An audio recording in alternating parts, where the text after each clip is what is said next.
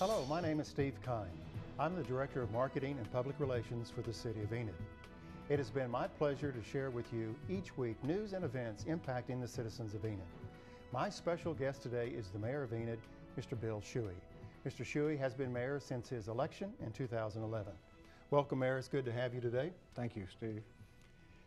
Well, you're one of these, kind of like me. You're an Oklahoman, you're a Sooner or an Okie, whatever term you want to use. You were born and raised in Orienta, is that correct? Big town of Orienta. Big town, okay. We talked about the intersection and maybe one store that's still there today. Went to school in Fairview, but then you took a big jump and went to TU to play football. You were a quarterback for the Golden Hurricane, and being from Tulsa, I'm very familiar with the Hurricane.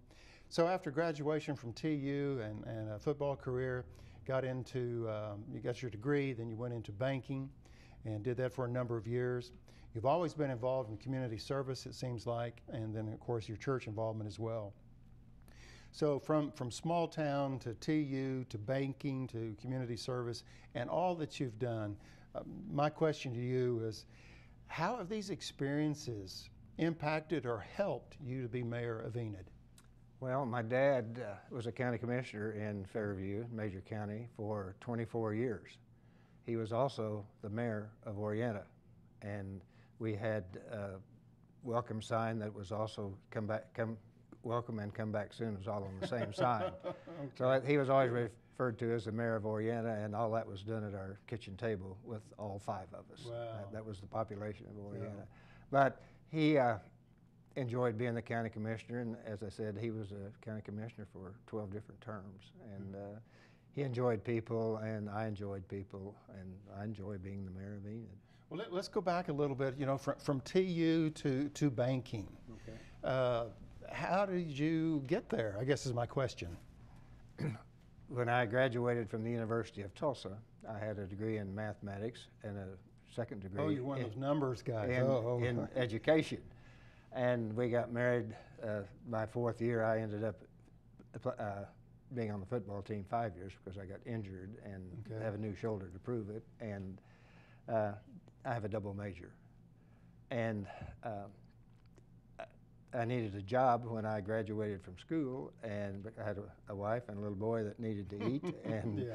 I started interviewing, and Tulsa University had an interview process, and I interviewed with several companies in Tulsa and decided to go to work for a bank, and that was in 1964. I'm about to finish 48 years in banking. So you've been practicing a long time in this yes. 2 + 2 = 4 kind of banking stuff. But I enjoy it. Banking's been good to me, and I think I've been good for banking too. Where do you think the community service or community involvement comes from within you, me, and other people? I don't think it's something that you learn from a book or you just pick up. I think the community service part's kind of inside a person. Mm-hmm. Is that the case with you? It is, and it's more since I've moved to Enid than I was able to do when I was in Tulsa. You know, we were raising 3 children at the time, and you were busy just putting food on the table and going here and there. Sure. And the fun part about moving to Enid is they gave the bank that I worked for gave me the opportunity to do a lot within the community. In fact, they encouraged it.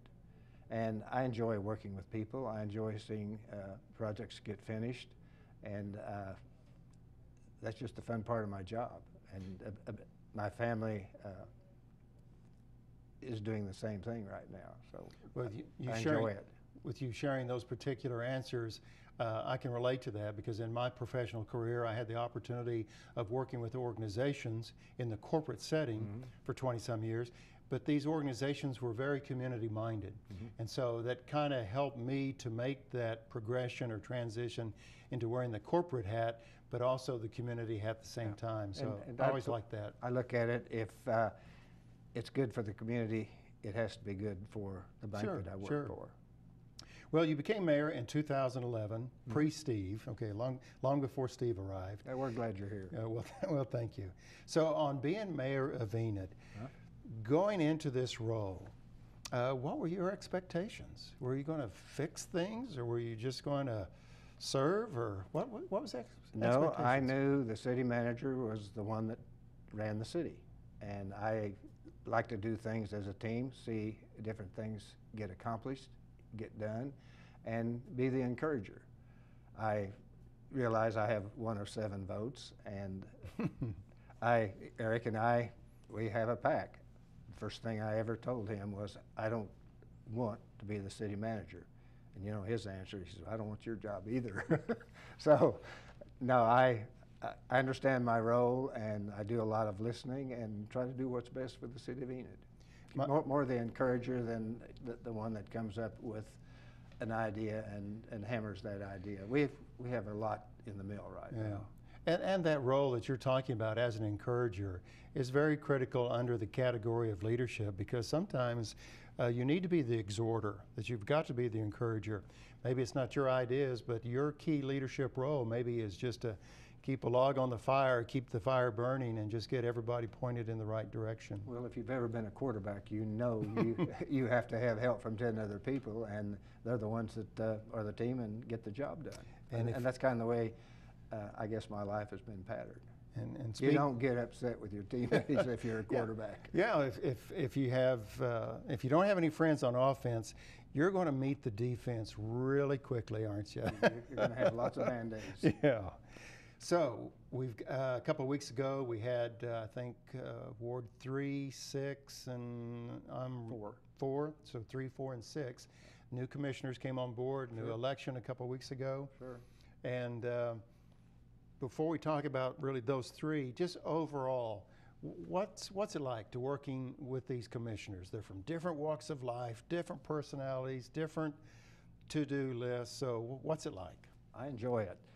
It's a good commission that we have right now. We work together. We have our differences, but we are given enough information to make up our own mind as to what to do. The city feeds us a lot of information. They do not tell us how to vote.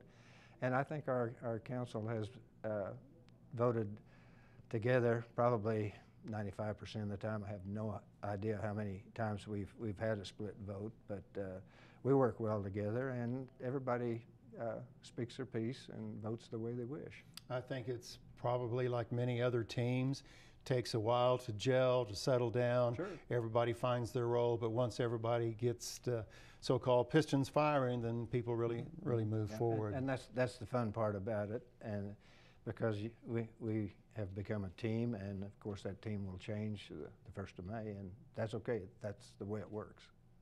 Mayor, I've said this before in public that I'm always looking for my next meal. I enjoy food. And there's a breakfast coming up on Monday, March 4th. Can you believe it? March is here. So on Monday, March 4th, the doors will open up at 7:30 a.m. at the just impressive, remodeled, renovated, whatever term you want to use, Convention Hall. And it's going to be the Mayor's State of the City address. It will start promptly at 8. And I'm quite sure we'll be through before 9, just in case someone needs to be at the office at 9. We'll be very respective of everybody's time. What can we expect to hear at the Mayor's State of the City address on Monday morning? It's a good question. We have a lot that is in the mail, a lot that we're working on, things that are being done in Enid, and they're very positive from the City of Enid standpoint, from construction standpoint, and in making changes. And you know, there are many good things that are in the mill right now, and more to come. And that part of being the mayor and the city council is very encouraging. A lot of what's happening right now, we may not see for 3 to 5 years, maybe even 10 years. But we've got to plant a lot of seeds for what we anticipate is coming in the future. Enid is very healthy right now, and we're a lot more diversified than we have been in the past. And being a regional community, there is a lot in the mix, and that is what we want to tell the public at the breakfast and reiterate some of the strong points that we have had, and it'll be a fun meeting. Well, I know that you have a list of a lot of successes that you will share, from just revitalization of downtown and just really what's going on. So I know it'll be an exciting time. So again, we want to remind everybody that, you know, there's a breakfast involved, and the doors will open at 7:30. It's $10 to help cover the cost for the breakfast, and we'll start promptly at 8. And so we get to hear from the mayor. So I'm really looking forward to it. I am too. I was talking with our city manager the other day, and I think Eric told me it'd been at least a decade or longer that had a breakfast or an event similar to this. So it's probably been, he's probably right, it's probably been 8 to 10 years since we had one. So, and again, it's exciting. It's one thing to have a State of a City address and just kind of not much news, but there's a lot of news. There's a lot of things to report. Things are happening. You're so right. this is an exciting time. I still feel kind of like a newcomer to the community. I've only been here since the 1st of December, and I don't necessarily feel or sense that I'm an outsider, but I've had this perspective of other communities in the state of Oklahoma that they're getting by, and some are prospering, some of them are struggling. My observation of Enid, things are happening. Mm-hmm. There's money in the bank, sales tax increase another 10, 12% over the previous year. So many communities in this state can't say that. That's true. As my mom would say, you know, you're sitting pretty. And I think Enid is sitting pretty. Mayor? We've had other cities come to Enid and visit with us, and we've given them tours, show what we have done in Enid, and it's very impressive. We brag on Enid. I want to take this observation a step further. Why the success? Why the success? Why the success for Enid? I think we have a lot of people in Enid that come up with ideas, suggestions on things, on how to do things, how to improve things, and a lot of people in Enid travel to other towns and see what things they are doing to improve their city and bring them back, and we've been able to come up with some ideas, and we tend to talk about it, discuss it, and see what other cities have done and what we can do here to improve the quality of life in Enid. And that part of the job of being the mayor is very rewarding. Rewarding to me. One final question for you, and you may have a question for me, I don't know, but this is pretty open-ended, I think, Mayor. Based on your expertise, your community involvement, so in your opinion, what can each of us do as a citizen here in Enid to make it a better place to live? What could Citizen Steve do? You will do it, but you need to get acquainted with Enid. I know if you have access to a computer, you can go into the Enid website and read for days and days and days before you read everything on the Enid website. So true. But if you have children, get them involved in education, get them involved in schools. We have a great mix in Enid with the school system, with the energy sector, with medical facilities, education, things of that nature. Get involved, be a part of it, and if you have questions about the city of Enid, go to the website or call any of us, and we'll be glad to provide you with the information. And there are a lot of things to do in Enid. You just have to get involved and find out what different items are going on in different areas and enjoy it. One of the nice things that's happening right now, and I watch this a lot, is the traffic in Enid. The mix in Enid is good. We are a regional city, and we have to continue to develop and make changes in order to draw people to the city of Enid. We're a town of about 52,000 right now, but we serve somewhere between 150 and 200,000, and other than Oklahoma City and Tulsa, there isn't anyone that serves that large, any town that serves that large of a regional area. But there are a lot of ways to get involved with churches, with the museums that we have here. Service clubs, I guess. Service clubs, civic clubs, sure.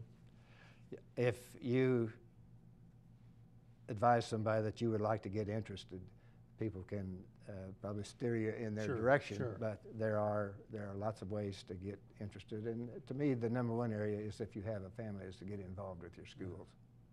Well, I've certainly enjoyed our brief visit today. I think time really goes really quick on when we're just having conversations. I'm really looking forward to the breakfast on Monday morning.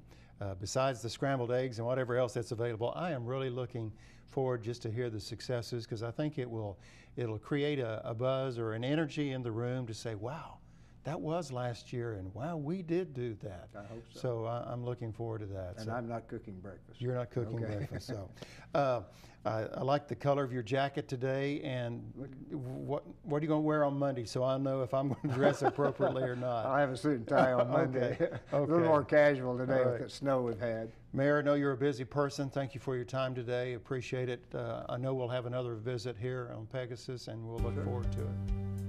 Well, thank you for joining us today for another program on the news and events impacting the citizens of Enid. If you have a topic that you'd like to see addressed, feel free to send me an email at thefuture@enid.org. I look forward to sharing another program with you next week. I'm Steve Kime, your host. Make it a great day.